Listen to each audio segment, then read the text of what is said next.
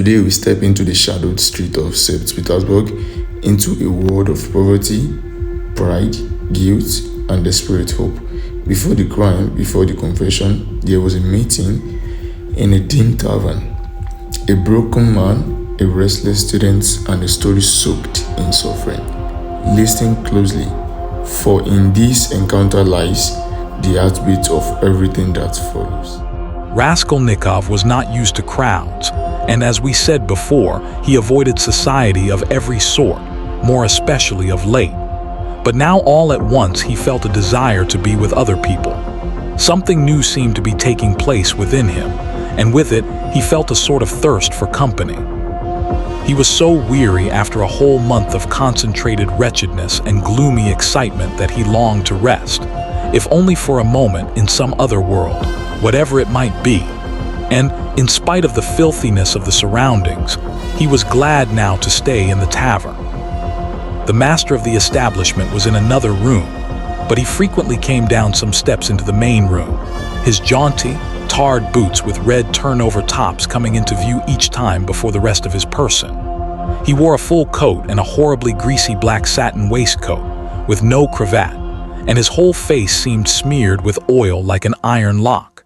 At the counter stood a boy of about 14, and there was another boy somewhat younger who handed whatever was wanted. On the counter lay some sliced cucumber, some pieces of dried black bread and some fish, chopped up small, all smelling very bad. It was insufferably close, and so heavy with the fumes of spirits that 5 minutes in such an atmosphere might well make a man drunk. There are chance meetings with strangers that interest us from the first moment, before a word is spoken. Such was the impression made on Raskolnikov by the person sitting a little distance from him, who looked like a retired clerk. The young man often recalled this impression afterwards, and even ascribed it to presentiment. He looked repeatedly at the clerk, partly no doubt because the latter was staring persistently at him, obviously anxious to enter into conversation.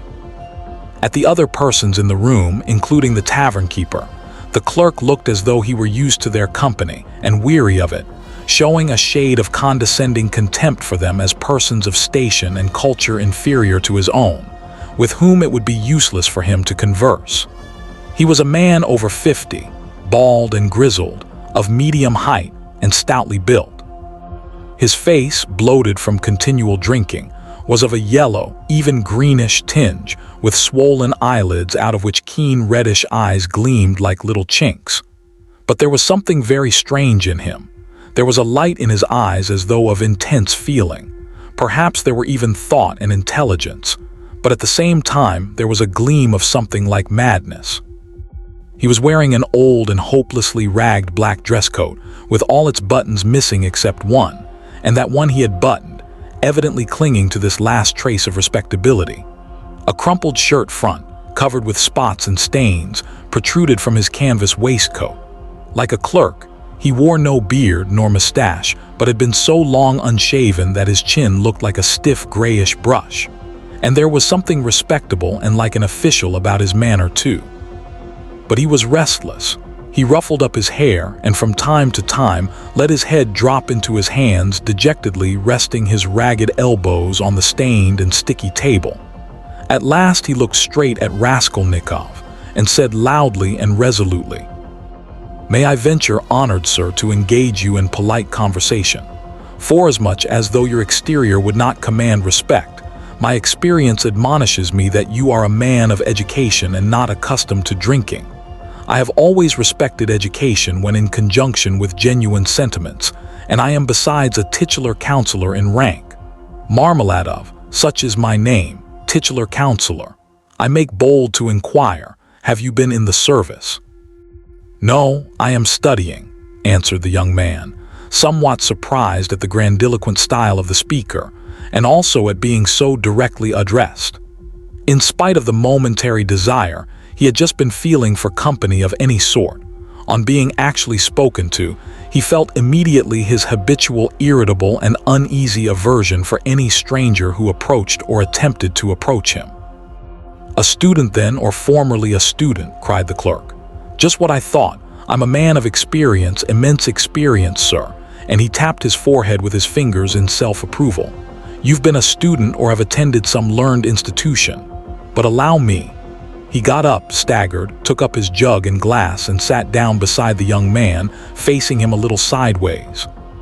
He was drunk, but spoke fluently and boldly, only occasionally losing the thread of his sentences and drawling his words. He pounced upon Raskolnikov as greedily as though he too had not spoken to a soul for a month. "Honored sir," he began almost with solemnity, "poverty is not a vice, that's a true saying. Yet I know too that drunkenness is not a virtue and that that's even truer. But beggary, honored sir, beggary is a vice. In poverty you may still retain your innate nobility of soul, but in beggary, never, no one. For beggary a man is not chased out of human society with a stick. He is swept out with a broom so as to make it as humiliating as possible. And quite right too, forasmuch as in beggary I am ready to be the first to humiliate myself. Hence the pot house. Honored sir, a month ago Mr. Lebeziatnikov gave my wife a beating, and my wife is a very different matter from me. Do you understand? Allow me to ask you another question out of simple curiosity. Have you ever spent a night on a hay barge on the Neva?" "No, I have not happened to," answered Raskolnikov. "What do you mean?" "Well, I've just come from one and it's the 5th night I've slept so." He filled his glass, emptied it and paused. Bits of hay were in fact clinging to his clothes and sticking to his hair. It seemed quite probable that he had not undressed or washed for the last 5 days. His hands, particularly, were filthy. They were fat and red, with black nails. His conversation seemed to excite a general though languid interest. The boys at the counter fell to sniggering. The innkeeper came down from the upper room, apparently on purpose to listen to the funny fellow, and sat down at a little distance, yawning lazily, but with dignity. Evidently Marmeladov was a familiar figure here, and he had most likely acquired his weakness for high-flown speeches from the habit of frequently entering into conversation with strangers of all sorts in the tavern. This habit develops into a necessity in some drunkards, and especially in those who are looked after sharply and kept in order at home. Hence, in the company of other drinkers, they try to justify themselves, and even if possible obtain consideration. "Funny fellow," pronounced the innkeeper. "And why don't you work? Why aren't you at your duty if you are in the service?" "Why am I not at my duty, honored sir?" Marmeladov went on, addressing himself exclusively to Raskolnikov, as though it had been he who put that question to him. "Why am I not at my duty? Does not my heart ache to think what a useless worm I am? A month ago, when Mr. Lebeziatnikov beat my wife with his own hands and I lay drunk, did I suffer? Excuse me, young man, has it ever happened to you? Well, to petition hopelessly for a loan." "Yes, it has, but what do you mean by hopelessly?" "Hopelessly in the fullest sense, when you know beforehand that you will get nothing by it. You know, for instance, beforehand with positive certainty that this man, this most reputable and exemplary citizen, will on no consideration give you money, and indeed I ask you why should he? For he knows, of course, that I shan't pay it back, from compassion. But Mr. Lebeziatnikov, who keeps up with modern ideas, explained the other day that compassion is forbidden nowadays by science itself, and that that's what is done now in England, where there is political economy. Why, I ask you, should he give it to me? And yet, though I know beforehand that he won't, I set off to him and—" "Why do you go?" put in Raskolnikov. "Well, when one has no one, nowhere else one can go, for every man must have somewhere to go, since there are times when one absolutely must go somewhere. When my own daughter first went out with a yellow ticket, then I had to go. For my daughter has a yellow passport," he added in parenthesis, looking with a certain uneasiness at the young man. "No matter, sir, no matter." He went on hurriedly and with apparent composure when both the boys at the counter guffawed and even the innkeeper smiled. "No matter, I am not confounded by the wagging of their heads, for everyone knows everything about it already, and all that is secret is made open. And I accept it all, not with contempt but with humility. So be it, so be it. Behold the man. Excuse me, young man, can you? No, to put it more strongly and more distinctly, Not can you but dare you, looking upon me, assert that I am not a pig." The young man did not answer a word. "Well," the orator began again stolidly and with even increased dignity after waiting for the laughter in the room to subside. "Well, so be it. I am a pig, but she is a lady. I have the semblance of a beast, but Katerina Ivanovna, my spouse, is a person of education and an officer's daughter. Granted, I am a scoundrel, but she is a woman of a noble heart, full of sentiments, refined by education. And yet, oh, if only she felt for me. Honored sir, you know every man ought to have at least one place where people feel for him. But Katerina Ivanovna, though she is magnanimous, she is unjust. And yet, although I realize that when she pulls my hair, she only does it out of pity, for I repeat without being ashamed, she pulls my hair, young man," he declared with redoubled dignity, hearing the sniggering again. "But my God, if she would but once. But no, it's all in vain and it's no use talking. No use talking. For more than once my wish did come true, and more than once she has felt for me, but such is my fate, and I am a beast by nature." "Rather," assented the innkeeper, yawning. Marmeladov struck his fist resolutely on the table. "Such is my fate. Do you know, sir, I have sold her very stockings for drink. Not her shoes, that would be more or less in the order of things, but her stockings I have sold for drink. Her mohair shawl I sold for drink, a present to her long ago, her own property, not mine. And we live in a cold room, and she caught cold this winter and has begun coughing and spitting blood too. We have 3 little children, and Katerina Ivanovna is at work from morning till night. She is scrubbing and cleaning and washing the children, for she's been used to cleanliness from a child. But her chest is weak and she has a tendency to consumption, and I feel it. Do you suppose I don't feel it? And the more I drink, the more I feel it. That's why I drink too. I try to find sympathy and feeling in drink. I drink so that I may suffer twice as much." And as though in despair, he laid his head down on the table. "Young man," he went on, raising his head again, "in your face I seem to read some trouble of mind. When you came in I read it, and that was why I addressed you at once. For in unfolding to you the story of my life, I do not wish to make myself a laughingstock before these idle listeners, who indeed know all about it already, but I am looking for a man of feeling and education. Know then that my wife was educated in a high-class school for the daughters of noblemen, and on leaving she danced the shawl dance before the governor and other personages, for which she was presented with a gold medal and a certificate of merit. The medal, well, the medal of course was sold, long ago, but the certificate of merit is in her trunk still, and not long ago she showed it to our landlady. And although she is most continually on bad terms with the landlady, yet she wanted to tell someone or other of her past honors and of the happy days that are gone. I don't condemn her for it, I don't blame her, for the one thing left her is recollection of the past, and all the rest is dust and ashes. Yes, she is a lady of spirit, proud and determined. She scrubs the floors herself and has nothing but black bread to eat, but won't allow herself to be treated with disrespect. That's why she would not overlook Mr. Lebeziatnikov's rudeness to her, and so when he gave her a beating for it, she took to her bed more from the hurt to her feelings than from the blows. She was a widow when I married her, with 3 children, one smaller than the other. She married her first husband, an infantry officer, for love, and ran away with him from her father's house. She was exceedingly fond of her husband, but he gave way to cards, got into trouble, and with that he died. He used to beat her at the end, and although she paid him back, of which I have authentic documentary evidence, to this day she speaks of him with tears and she throws him up to me. And I am glad that, though only in imagination, she should think of herself as having once been happy. And she was left at his death with 3 children in a wild and remote district where I happened to be at the time, and she was left in such hopeless poverty that, although I have seen many ups and downs of all sort, I don't feel equal to describing it even. Her relations had all thrown her off, and she was proud too, excessively proud.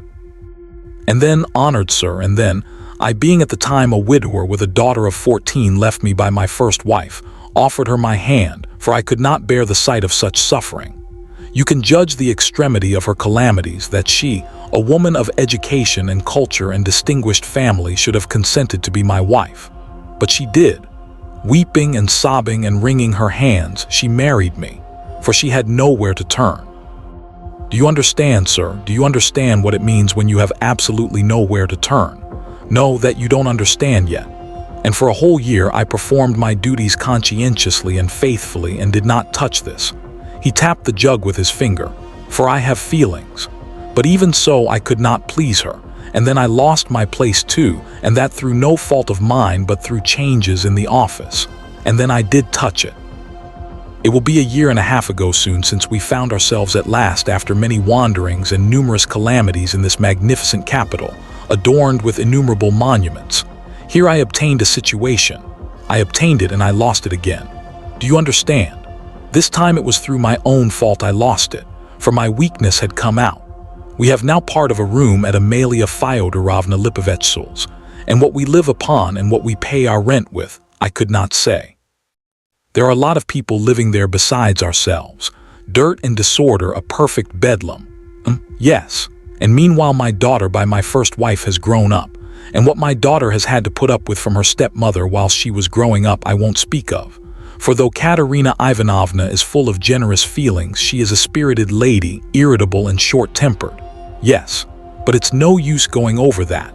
Sonia, as you may well fancy, has had no education.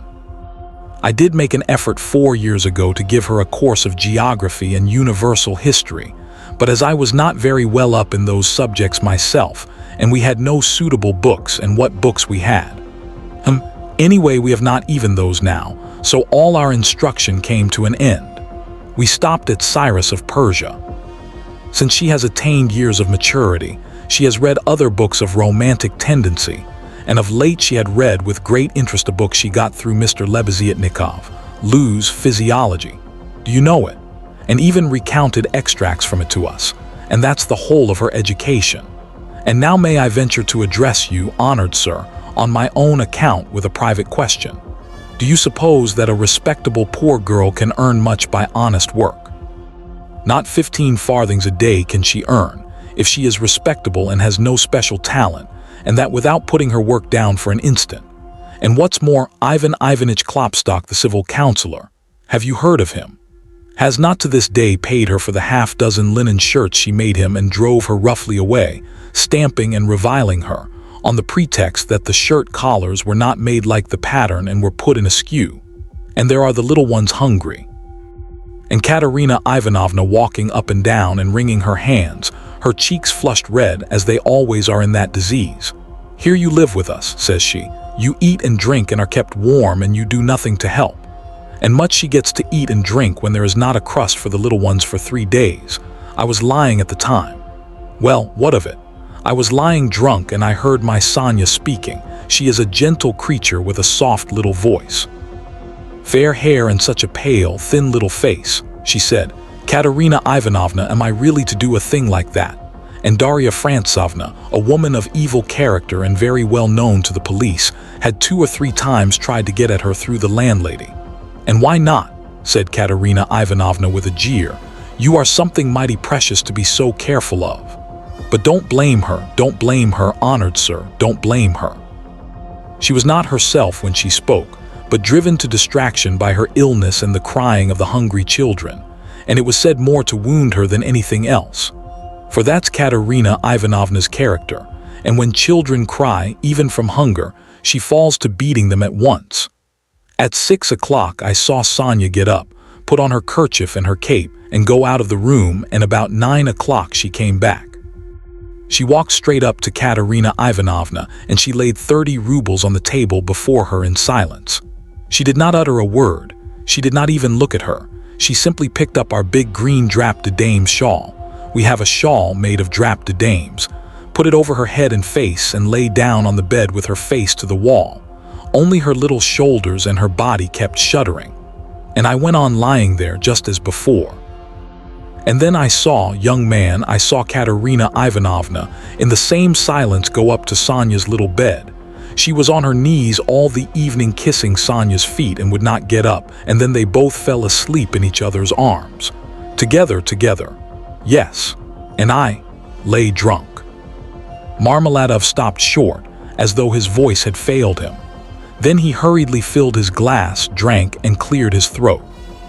Since then, sir, he went on after a brief pause, since then, owing to an unfortunate occurrence and through information given by evil-intentioned persons, in all which Daria Francovna took a leading part on the pretext that she had been treated with want of respect, since then my daughter Sofia Semyonovna has been forced to take a yellow ticket, and owing to that, she is unable to go on living with us. For our landlady, Amalia Fyodorovna would not hear of it, though she had backed up Daria Francovna before, and Mr. Lebeziatnikov too. All the trouble between him and Katerina Ivanovna was on Sonia's account.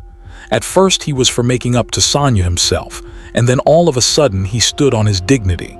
"How," said he, "can a highly educated man like me live in the same rooms with a girl like that?" And Katerina Ivanovna would not let it pass. She stood up for her. And so that's how it happened. And Sonia comes to us now mostly after dark. She comforts Katerina Ivanovna and gives her all she can. She has a room at the Kapernamovs, the tailors. She lodges with them.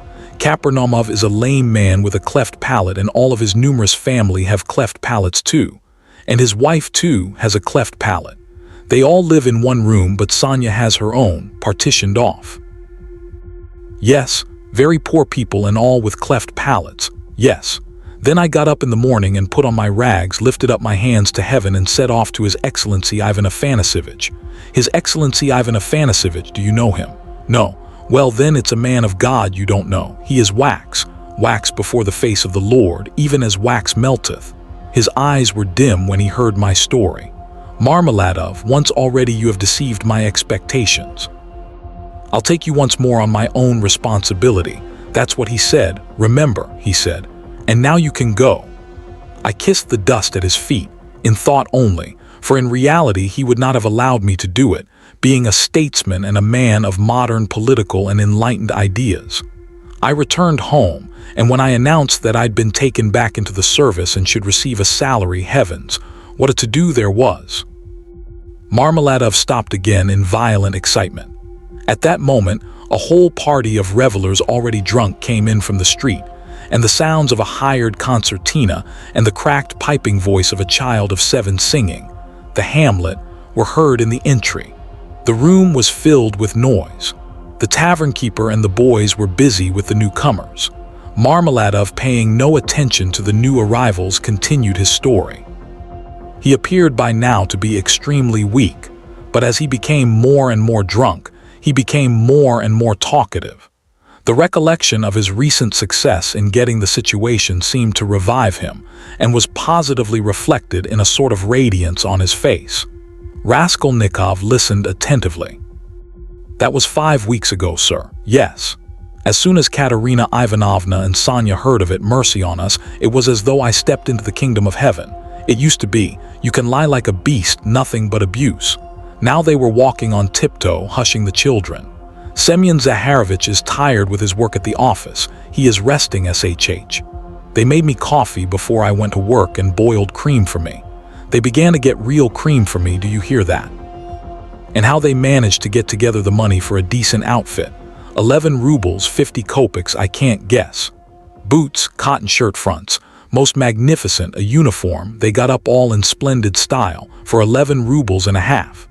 The first morning I came back from the office, I found Katerina Ivanovna had cooked 2 courses for dinner, soup and salt meat with horseradish, which we had never dreamed of till then.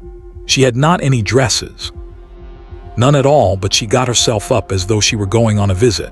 And not that she'd anything to do it with, she smartened herself up with nothing at all. She'd done her hair nicely, put on a clean collar of some sort, cuffs, and there she was, quite a different person. She was younger and better looking. Sonia, my little darling, had only helped with money for the time, she said. It won't do for me to come and see you too often. After dark maybe, when no one can see. Do you hear, do you hear? I lay down for a nap after dinner, and what do you think? Though Katerina Ivanovna had quarreled to the last degree with our landlady Amalia Fyodorovna only a week before, she could not resist then asking her in to coffee. For 2 hours they were sitting, whispering together. Semyon Zaharovich is in the service again now and receiving a salary, says she. And he went himself to His Excellency, and His Excellency himself came out to him, made all the others wait, and led Semyon Zaharovich by the hand before everybody into his study. Do you hear? Do you hear? To be sure, says he, Semyon Zaharovich, remembering your past services, says he, and in spite of your propensity to that foolish weakness, since you promised now and since moreover we've got on badly without you. Do you hear? Do you hear? And so, says he, I rely now on your word as a gentleman. And all that, let me tell you, she has simply made up for herself, and not simply out of wantonness for the sake of bragging. No, she believes it all herself. She amuses herself with her own fancies, upon my word she does. And I don't blame her for it, no, I don't blame her. 6 days ago, when I brought her my first earnings in full 23 rubles 40 kopecks altogether, she called me her poppet. Poppet, said she, my little poppet. And when we were by ourselves, you understand. You would not think me a beauty, you would not think much of me as a husband, would you? Well, she pinched my cheek, my little poppet, said she. Marmeladov broke off, tried to smile, but suddenly his chin began to twitch. He controlled himself, however. The tavern, the degraded appearance of the man, the 5 nights in the hay barge, and the pot of spirits, and yet this poignant love for his wife and children bewildered his listener. Raskolnikov listened intently but with a sick sensation. He felt vexed that he had come here. Honored sir, cried Marmeladov, recovering himself. Oh, sir, perhaps all this seems a laughing matter to you, as it does to others, and perhaps I am only worrying you with the stupidity of all the trivial details of my home life, but it is not a laughing matter to me, for I can feel it all. And the whole of that heavenly day of my life, and the whole of that evening I passed in fleeting dreams of how I would arrange it all, and how I would dress all the children, and how I should give her rest, and how I should rescue my own daughter from dishonor and restore her to the bosom of her family, and a great deal more. Quite excusable, sir. Well then, sir. Marmeladov suddenly gave a sort of start, raised his head and gazed intently at his listener. Well, on the very next day after all those dreams, that is to say, exactly 5 days ago in the evening, by a cunning trick like a thief in the night, I stole from Katerina Ivanovna the key of her box, took out what was left of my earnings. How much it was I have forgotten, and now look at me, all of you. It's the 5th day since I left home, and they are looking for me there, and it's the end of my employment, and my uniform is lying in a tavern on the Egyptian bridge. I exchanged it for the garments I have on, and it's the end of everything.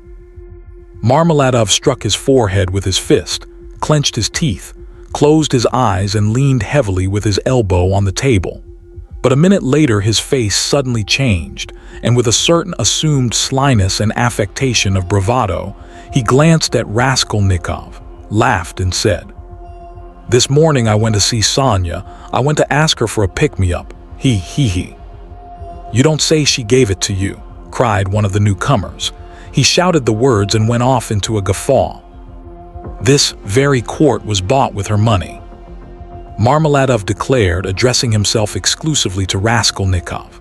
30 kopecks she gave me with her own hands, her last, all she had, as I saw. She said nothing, she only looked at me without a word. Not on earth, but up yonder. They grieve over men, they weep, but they don't blame them, But it hurts more when they don't blame. 30 kopecks, yes. And maybe she needs them now, eh? What do you think, my dear sir? For now she's got to keep up her appearance. It costs money, that smartness, that special smartness, you know. Do you understand? And there's pomatum too, you see. She must have things, petticoats, starched ones, shoes too, real jaunty ones to show off her foot when she has to step over a puddle. Do you understand, sir? Do you understand what all that smartness means? And here I, her own father, here I took 30 kopecks of that money for a drink, and I am drinking it. And I have already drunk it. Come, who will have pity on a man like me, eh? Are you sorry for me, sir, or not? Tell me, sir, are you sorry or not? He. He would have filled his glass, but there was no drink left. The pot was empty. What are you to be pitied for? Shouted the tavern keeper, who was again near them. Shouts of laughter and even oaths followed. The laughter and the oaths came from those who were listening, and also from those who had heard nothing, but were simply looking at the figure of the discharged government clerk. To be pitied? Why am I to be pitied? Marmeladov suddenly declaimed, standing up with his arm outstretched as though he had been only waiting for that question. Why am I to be pitied, you say? Yes, there's nothing to pity me for. I ought to be crucified on a cross, not pitied. Crucify me, O judge, crucify me, but pity me. And then I will go of myself to be crucified, for it's not merrymaking I seek, but tears and tribulation. Do you suppose, you that sell, that this pine of yours has been sweet to me? It was tribulation I sought at the bottom of it, tears and tribulation, and have found it, and I have tasted it. But he will pity us who has had pity on all men, who has understood all men and all things. He is the one, he too is the judge. He will come in that day and he will ask, where is the daughter who gave herself for her cross, consumptive stepmother, and for the little children of another? Where is the daughter who had pity upon the filthy drunkard, her earthly father, undismayed by his beastliness? And he will say, come to me, I have already forgiven thee once. I have forgiven thee once. Thy sins which are many are forgiven thee, for thou hast loved much. And he will forgive my Sonia, he will forgive, I know it. I felt it in my heart when I was with her just now. And he will judge and will forgive all, the good and the evil, the wise and the meek. And when he has done with all of them, then he will summon us. You too come forth, he will say. Come forth, ye drunkards, come forth, ye weak ones, come forth, ye children of shame. And we shall all come forth without shame and shall stand before him. And he will say unto us, ye are swine, made in the image of the beast and with his mark, but come ye also. And the wise ones and those of understanding will say, O Lord, why dost thou receive these men? And he will say, this is why I receive them, O ye wise, this is why I receive them, O ye of understanding, that not one of them believed himself to be worthy of this. And he will hold out his hands to us, and we shall fall down before him, and we shall weep, and we shall understand all things. Then we shall understand all, and all will understand, Katerina Ivanovna even. She will understand. Lord, thy kingdom come. And he sank down on the bench exhausted and helpless, looking at no one, apparently oblivious of his surroundings and plunged in deep thought. His words had created a certain impression. There was a moment of silence, but soon laughter and oaths were heard again. That's his notion. Talked himself silly. A fine clerk he is. And so on and so on. Let us go, sir, said Marmeladov all at once, raising his head and addressing Raskolnikov. Come along with me. Kozel's house looking into the yard. I'm going to Katerina Ivanovna, time I did. Raskolnikov had for some time been wanting to go, and he had meant to help him. Marmeladov was much unsteadier on his legs than in his speech, and leaned heavily on the young man. They had 200 or 300 paces to go. The drunken man was more and more overcome by dismay and confusion as they drew nearer the house. It's not Katerina Ivanovna I am afraid of now, he muttered in agitation, and that she will begin pulling my hair. What does my hair matter? Bother my hair, that's what I say. Indeed, it will be better if she does begin pulling it. That's not what I'm afraid of. It's her eyes I'm afraid of. Yes, her eyes. The red on her cheeks, too, frightens me. And her breathing, too. Have you noticed how people in that disease breathe? When they are excited, I am frightened of the children's crying, too. For if Sonia has not taken them food, I don't know what happened, I don't know, but blows I am not afraid of. No, sir, that such blows are not a pain to me, but even an enjoyment. In fact, I can't get on without it. It's better so. Let her strike me, it relieves her heart. It's better so. There is the house of Kozel, the cabinet maker, a German well-to-do, lead the way. They went in from the yard and up to the 4th story. The staircase got darker and darker as they went up. It was nearly 11 o'clock, and although in summer in Petersburg there is no real night, yet it was quite dark at the top of the stairs. A grimy little door at the very top of the stairs stood ajar. A very poor-looking room about 10 paces long was lighted up by a candle end. The whole of it was visible from the entrance. It was all in disorder, littered up with rags of all sorts, especially children's garments. Across the furthest corner was stretched a ragged sheet. Behind it probably was the bed. There was nothing in the room except 2 chairs and a sofa covered with American leather, full of holes, before which stood an old deal kitchen table, unpainted and uncovered. At the edge of the table stood a smoldering tallow candle in an iron candlestick. It appeared that the family had a room to themselves, not part of a room, but their room was practically a passage. The door leading to the other rooms, or rather cupboards, into which Amalia Lipovetsky's flat was divided stood half open, and there was shouting, uproar and laughter within. People seemed to be playing cards and drinking tea there. Words of the most unceremonious kind flew out from time to time. Raskolnikov recognized Katerina Ivanovna at once. She was a rather tall, slim and graceful woman, terribly emaciated, with magnificent dark brown hair and with a hectic flush in her cheeks. She was packing up and down in her little room, pressing her hands against her chest. Her lips were parched, and her breathing came in nervous, broken gasps. Her eyes glittered as in fever and looked about with a harsh, immovable stare. And that consumptive and excited face with the last flickering light of the candle end playing upon it made a sickening impression.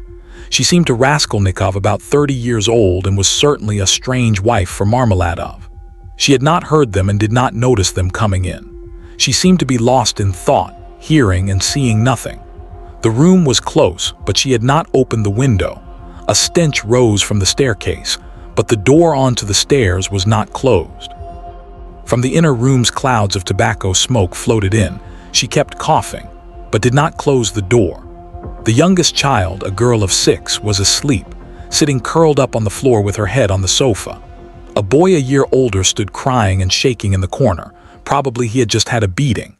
Beside him stood a girl of 9 years old, tall and thin, wearing a thin and ragged chemise with an ancient cashmere pelisse flung over her bare shoulders, long outgrown and barely reaching her knees.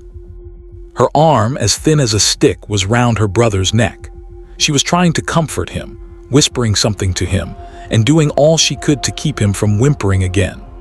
At the same time, her large dark eyes, which looked larger still from the thinness of her frightened face, were watching her mother with alarm. Marmeladov did not enter the door, but dropped on his knees in the very doorway, pushing Raskolnikov in front of him.